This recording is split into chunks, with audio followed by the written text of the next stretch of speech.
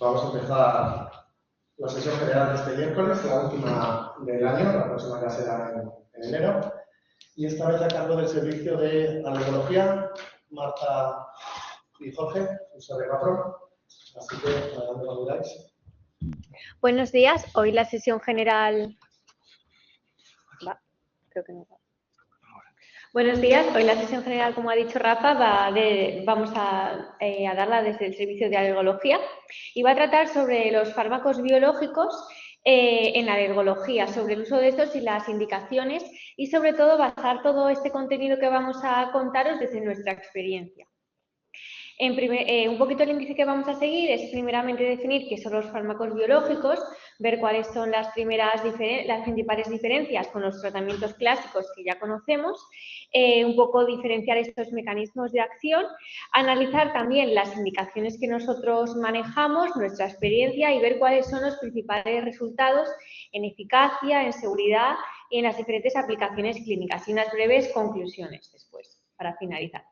En cuanto a los fármacos biológicos, estos se tratan de unos medicamentos cuyos principios activos son fuentes biológicas. Estos son células, tejidos, órganos u otros procesos biológicos. A rasgos generales, estos fármacos pues, son más complejos que los tratamientos habituales que conocemos, pues en definitiva son unos tratamientos altamente específicos y que van a ir directamente especializados a bloquear dianas concretas del sistema inmunológico. Por lo tanto, esta alta selectividad que comentamos supone una menor toxicidad sistémica. Y en definitiva podemos personalizar cada vez más los tratamientos según en cada tipo de paciente. Por lo tanto, estamos hablando de un bloqueo selectivo de diferentes dianas del sistema inmunológico. Por lo tanto, los efectos adversos van a ser más selectivos y menos sistémicos en comparación con los tratamientos habituales que bloquean de forma general o suprimen los síntomas derivados de esta inflamación sistémica. A grandes rasgos, los fármacos biológicos los podemos clasificar dependiendo del porcentaje de proteína animal o humana que tenga el fármaco y va a recibir pues diferente nombre según este porcentaje. La mayoría de los fármacos de los tratamientos biológicos que usamos son anticuerpos monoclonales humanizados, IgG. Y la administración suele ser subcutánea o intravenosa, dependiendo un poco pues, del tipo de fármaco, de la patología y del paciente. En cuanto al control hospitalario, pues su administración, como vamos a ir explicando, se puede administrar tanto en el hospital como de forma ambulatoria. Esto va a depender un poco pues, del manejo que tenga el paciente. En definitiva, estamos ante terapias seguras, protocolizadas y cuya logística se va adaptando cada vez más al paciente. Por lo tanto, y con todo esto que venimos comentando, vemos como la alergología entra de lleno en la medicina de prescripción. Ya no tratamos de igual a todos los pacientes, sino que intentamos clasificarlos con diferentes biomarcadores, analíticos, bioquímicos, un poco para definir el tipo de inflamación que tienen y así escoger el fármaco biológico que esté más acorde al paciente. Por lo tanto, además de conseguir una eficacia superior, vamos a reducir el uso de otros fármacos que tienen numerosos efectos adversos, como pueden ser los corticoides, y por lo tanto mejora la calidad de vida del paciente. Esta sería toda la cartera de fármacos biológicos que existen en alergología. Voy a ir comentando un poquito más detenidamente los que usamos y desde los que podemos hablar desde nuestra experiencia. Por ejemplo, el dupilumab, para bloquear el receptor común de la interleuquina 4 y la interleuquina 13, pues tiene indicación en dermatitis atópica, eosinofilitis eosinofílica y poliposis nasal. Otros fármacos indicados para dermatitis atópica contra la interleuquina 13 o su receptor serían tralokinumab, lebrikizumab y nemolizumab. En cuanto al omalizumab, un anti-IgE que probablemente conozcáis, está indicado en la mayoría de patologías alergológicas. En cuanto al asma grave, pues también dependiendo de los parámetros que tenga el paciente, podemos distinguir primeramente para paliar la interleuquina 5, el reslizumab, mepolizumab o benralizumab. En cuanto a la linfopoietina estromaltínica, tenemos el tezepelumab. Y en el caso del angioedema hereditario también tenemos varios fármacos. Destacar que tenemos incluso un paciente con lanadelumab Y otras opciones serían el Icatibant, el Berotralstat y el Gantenerumab. Bueno, vamos a comentar un poquito a detallar nuestra experiencia. En cuanto a la urticaria crónica, tendríamos dentro de ficha técnica, en el caso de las crónicas puras, comenzar primeramente con antihistamínicos, después de un diagnóstico certero de la enfermedad. Se comienza con antihistamínicos a dosis habituales de segunda generación y podemos aumentar la dosis si el paciente no responde, si los síntomas no ceden, hasta 4 comprimidos por día. No obstante, si el paciente sigue sin responder, podemos primeramente intentar un cambio de antihistamínico, rotarlo, a ver si el paciente responde o no, pero si aún así el paciente sigue sin notar mejoría, pues estaría indicado introducir un tratamiento biológico con omalizumab, en este caso. Destacar que en el caso de las urticarias inducibles también podríamos realizarlo, pero sería fuera de ficha técnica. En nuestro servicio tenemos actualmente más de 100 pacientes que han recibido este tratamiento. Actualmente tenemos 61 pacientes con tratamiento activo con omalizumab y urticarias. Como vemos en la gráfica, un gran porcentaje son en amarillo las urticarias crónicas, luego irían seguidos de urticarias crónicas que tienen algún tipo de urticaria inducible asociada y en una minoría de casos tendríamos pacientes con urticarias inducibles subpuras, que recordemos estaría fuera de ficha técnica, pero también se podría pautar. En cuanto a las pautas de administración, pues primeramente la guía internacional recomienda y aprueba usar una pauta de 300 miligramos cada 4 semanas. No obstante, si el paciente no responde, se puede aumentar esta dosis hasta una dosis máxima de 600 miligramos o incluso disminuir la pauta de administración a 2 semanas. En cuanto a los intervalos de tratamiento, pues tenemos pacientes que llevan incluso más de un año con ese tratamiento. Y destacar también que las pautas de administración se van a ir modificando a lo largo del proceso de tratamiento, según la respuesta del paciente o también si estamos en un proceso de retirada del tratamiento.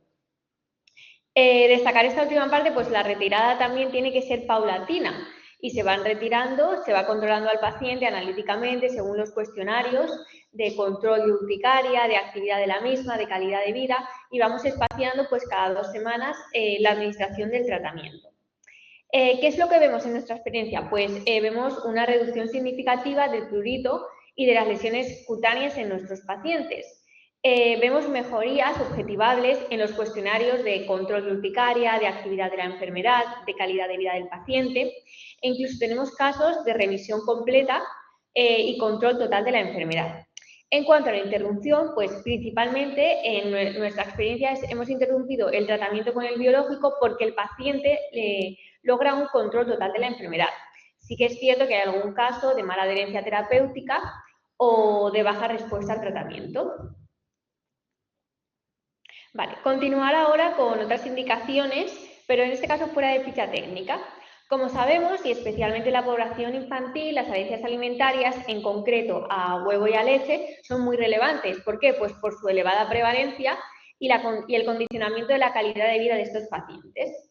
Entonces, para tratar este tipo de enfermedad o alergia, digamos, existen los protocolos de desensibilización o inducción de tolerancia oral.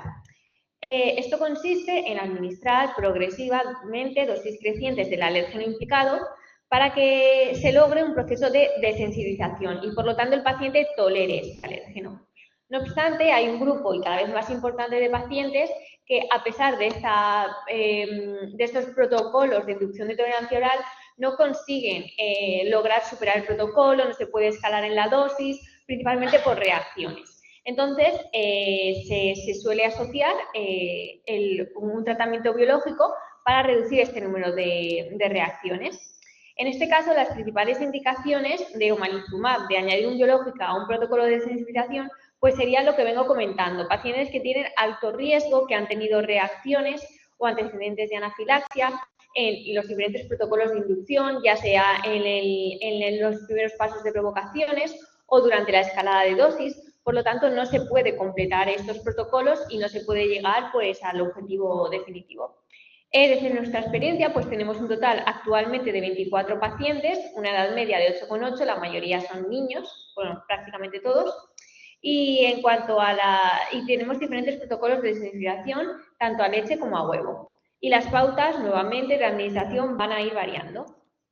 Nosotros hemos definido un protocolo desde nuestro hospital un poco para organizar todo este sistema. En una primera fase, antes del protocolo de inducción de tolerancia oral, el paciente recibe, se calcula primeramente la dosis, dependiendo de sus parámetros analíticos, de su peso, de su edad, del tratamiento biológico. Y el paciente recibe ese tratamiento durante 4 meses. Después se lleva a cabo la fase de la desensibilización, que como sabemos, pues primeramente hay una escalada de dosis y después una dosis de mantenimiento. Todo esto en el paciente asocia un tratamiento antihistamínico, es decir, la premedicación. Y posteriormente tenemos la fase de retirada. Tras retirar la premedicación, el paciente sigue recibiendo el tratamiento biológico, pero vamos espaciando, como ocurría en el caso de la urticaria, la administración del mismo.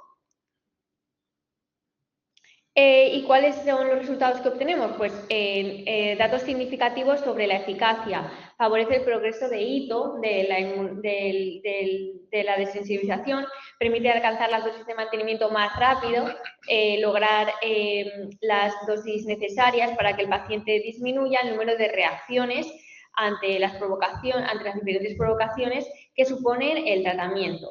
También en cuanto a seguridad, vemos una mayor seguridad por la disminución de estas reacciones alérgicas y nos favorece la retirada finalmente del tratamiento biológico y el paciente al final pues va a tolerar una gran cantidad de alimentos, con lo cual mejora drásticamente su calidad de vida.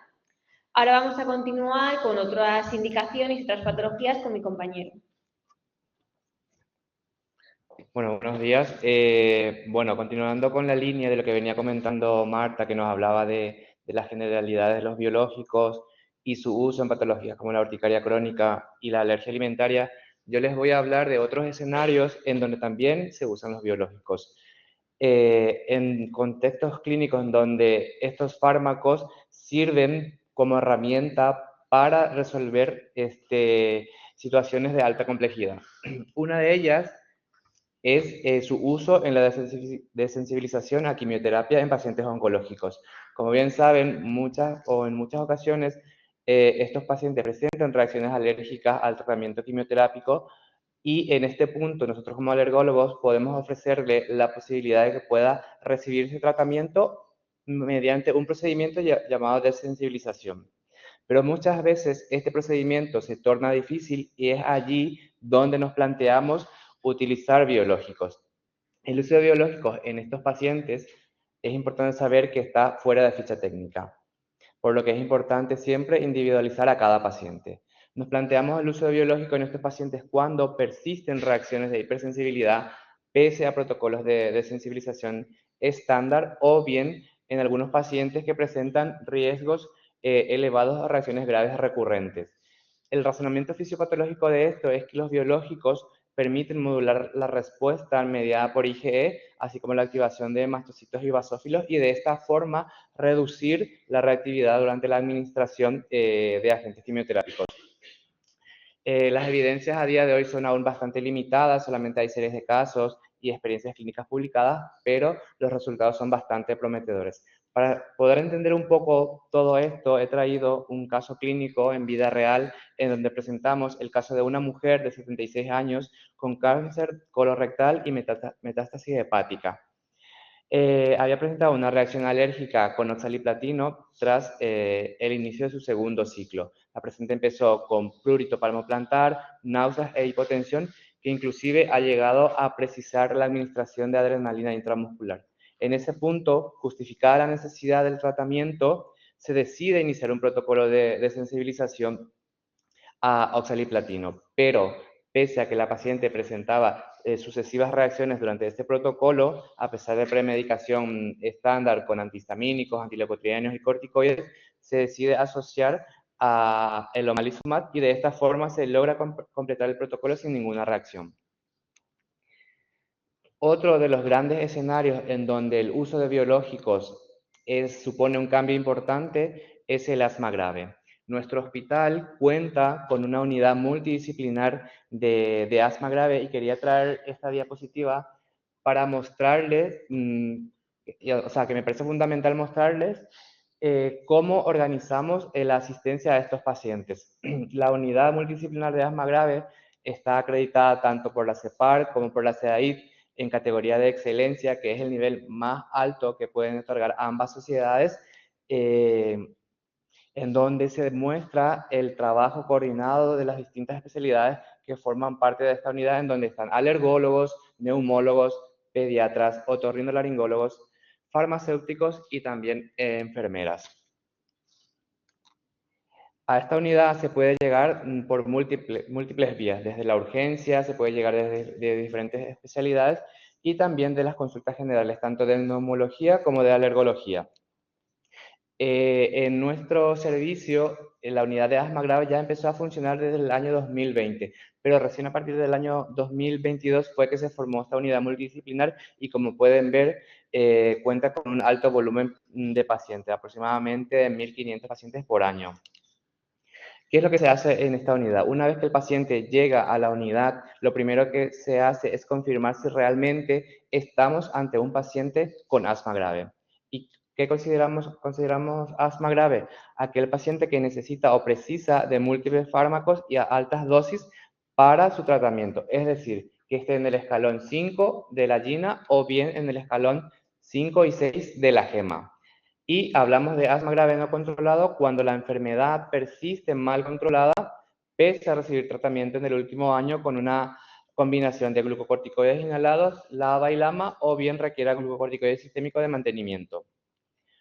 Una vez que hemos confirmado que el paciente presenta un asma grave, el siguiente paso es verificar si realmente tenemos un tratamiento óptimo. Para ello, pues lo que hacemos es comprobar la adhesión terapéutica y la técnica inhalatoria adecuada. Si estos pacientes no lo cumplen, pues lo que se hace es educar al paciente y una vez que obtenemos esos puntos, el siguiente paso es identificar y tratar adecuadamente los factores de riesgo y las comorbilidades.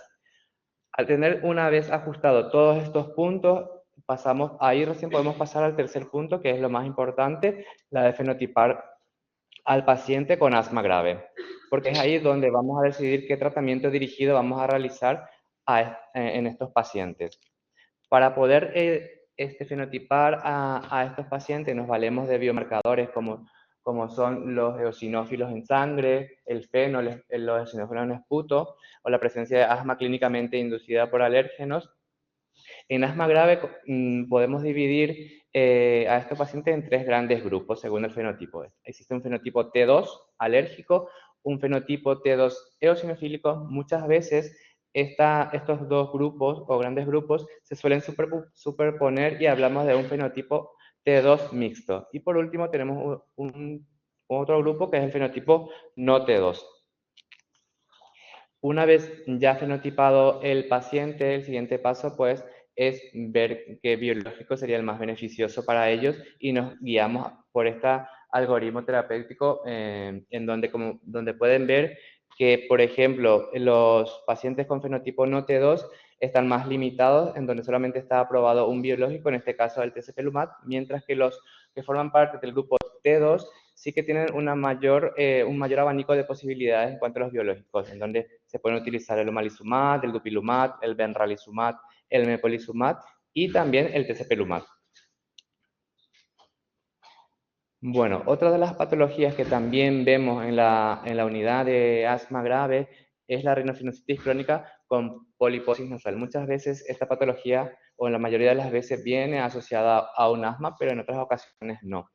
¿Cuándo está indicado el uso de biológicos en estos pacientes? Cuando nos encontramos en el escalón 4 del algoritmo terapéutico que había realizado el consenso de la guía Polina, y que además de eso haya presentado una intervención quirúrgica, pero eso en la guía Polina. Aquí en España se requiere de 2 cirugías para poder iniciar el biológico. Como les comenté anteriormente, muchos de los pacientes con esta patología se asocia a un asma grave. Y en ese punto hay que ver si estos pacientes ya desde un principio estaban con biológicos o no. En el caso de que estos pacientes estuviesen con biológico y tengan rinosinusitis crónica con poliposis y estén mal controlados, lo que se hace es ver un cambio de biológico. Y en el caso de que estén bien controlados, pues se continúa con el mismo biológico. Otra entidad bastante importante que también vemos en la unidad de asma grave es el EREA, que es la enfermedad respiratoria exacerbada por AINES. Como pueden ver, hace referencia a la aparición aguda de síntomas respiratorios nasales y o bronquiales de cualquier intensidad tras la administración de ácido acetil salicílico u otros AINES. Esta entidad muchas veces puede ser bastante grave y pues son beneficiados por el uso de biológicos también. Otra patología un poco frecuente, pero también visto en la unidad de asma grave, pero no solamente en la unidad de asma grave, sino también en otras especialidades, como en el caso de medicina interna, que también lo llevan junto con nosotros, es la granulomatosis eosinofílica con polianqueitis, o bien conocido como GEPA. Para el tratamiento de esta patología, lo que hacemos es agrupar a los pacientes en dos grandes grupos: aquellos que presentan compromiso de órgano vital y los que no presentan compromiso de órgano vital. En aquellos pacientes que presentan el compromiso de órgano vital, el uso biológico está indicado a partir de la fase de mantenimiento, mientras que los que no presentan compromiso de órgano vital ya se puede empezar a utilizar biológicos a partir de la fase de inducción, siempre y cuando el paciente haya presentado residuo o refractariedad, y continuar con los biológicos también en la fase de mantenimiento. En nuestra experiencia, de los datos que hemos recogido de la unidad de asma grave, decirle que a día de hoy tenemos 332 pacientes con biológicos activos, de los cuales 196 son mujeres y 136 son varones. Si lo dividimos por biológicos, podemos ver que son las mujeres las que más utilizan biológicos en la unidad de asma grave. Y si vemos la distribución de biológicos, de la distribución de edades por biológico, podemos ver que existe una amplia variabilidad en donde los biológicos se pueden empezar a utilizar desde edades muy cortas. Es decir, en la unidad tenemos pacientes adolescentes desde 14 años o menos inclusive, hasta edades muy avanzadas de hasta casi 90 años. En cuanto al número de biológicos, en totalidad podemos ver que el mayor biológico que se utiliza en la unidad es el mepolizumab, seguido por el dupilumab, luego el benralizumab, el tezepelumab y por último el omalizumab. Y en cuanto a las patologías asociadas al asma que están con biológicos, podemos ver que la patología más prevalente es la rinosinusitis crónica con poliposis nasal, seguida por la EREA, luego tenemos la GEPA y por último la aspergilosis broncopulmonar alérgica. Para entender mejor todo esto también he traído otro caso clínico también en vida real, en donde presentamos el caso de una mujer de 22 años de edad con antecedentes personales de bronquiolitis, dermatitis atópica moderada y diagnosticada previamente de una rinoconjuntivitis y asma grave no controlado. Esta paciente estaba sensibilizada a pólenes, ácaros, hongos y epitelios, y con lo que respecta a la evolución del asma ante los biológicos, ella ya había presentado un asma desde la infancia, que estaba siendo seguido por neumopediatría, con síntomas diarios y usos frecuentes de broncodilatadores, con 3-4 exacerbaciones al año, necesidad repetida de corticoides orales, con una función respiratoria alterada, pese al tratamiento con triple terapia y Montelukast. En este punto, lo que hicimos fue fenotipar al paciente de cara a plantearnos el inicio de terapia dirigida. Esta paciente ya había empezado a recibir biológico con los pediatras, con los neumopediatras, y empezó con el omalizumab, que en un principio había tenido buena respuesta clínica inicial, pero luego se había suspendido por artalgias intensas en las últimas administraciones, por lo que se decidió cambiar al mepolizumab. En este caso, la paciente solamente había recibido una dosis de mepolizumab porque había presentado un cuadro compatible con eritrocianosis. En este punto, neuropediatría nos hace una interconsulta alergia en donde estudiamos a la paciente con pruebas cutáneas con mepolizumab y su excipiente, en este caso el polisorbato 80, que fueron negativos, pero finalmente se decidió no continuar con el tratamiento. Se decide hacer el cambio a benralizumab que también se terminó retirando por falta de respuesta clínica, y finalmente a partir del año 2021, que fue cuando aparece este biológico, el dupilumab, la paciente presenta mejoría clínica y funcional sostenida, y a día de hoy presenta buen control de su asma, está con doble terapia y Montelukast, y aparte de eso el biológico. Estos son los datos objetivables de la paciente desde su inicio con el omalizumab hasta el dupilumab. Como pueden ver, esta paciente a día de hoy presenta una mejoría clínica importante, medido por un cuestionario ACT, una mejor calidad de vida también medido por un cuestionario mini-AQLQ, así como una mejoría en su función respiratoria. Es decir, presenta una respuesta completa. Y no solamente de la parte del asma, sino también se ha visto que, como tenía como antecedente una dermatitis atópica, se ha logrado también con este biológico una remisión completa a nivel cutáneo. En cuanto a la eficacia de los biológicos en esta patología, podemos decir que con los biológicos logramos una reducción significativa de las exacerbaciones graves, la disminución de la necesidad de corticoides orales, una mejoría del control del asma, así como de la calidad de vida, aumento de la función respiratoria y tasas de remisión clínica según fenotipo. En cuanto a la seguridad, saber que estos fármacos presentan muy buen perfil de tolerancia, sin reacciones adversas graves, efectos secundarios leves y poco frecuentes, y sin incrementos significativos de infecciones respiratorias. Y lo que respecta a la retirada, decirles que presenta una baja tasa de interrupción del tratamiento, la mayoría por cambios de fenotipo biológico y algunos casos por falta de respuesta tras seguimiento prolongado. En resumen, podemos decir que los biológicos representan la intervención terapéutica más específica disponible para modular la inflamación tipo 2 en enfermedades alérgicas. Su eficacia está demostrada en múltiples patologías alérgicas mediadas por mecanismo tipo 2 y no tipo 2, perdón. La selección del biológico debe basarse en el fenotipo y, cuando es posible, en el endotipo de biomarcadores, y que las guías actuales enfatizan la necesidad de confirmar gravedad,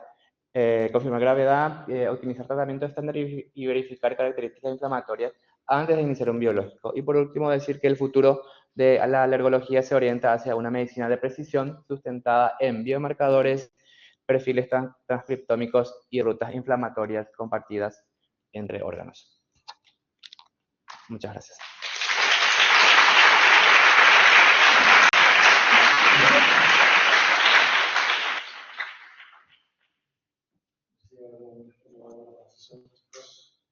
Si hay algún comentario, alguna pregunta. Bastante complejo. Nada, mucho más que decir. No hay preguntas. Lo dicho, enhorabuena por la sesión del título de medicina de los biológicos. Y al resto, gracias por venir. Nos vemos ya en enero. Y que paséis una feliz Navidad, que no trabaje y que trabaje es ¡Ha terminado!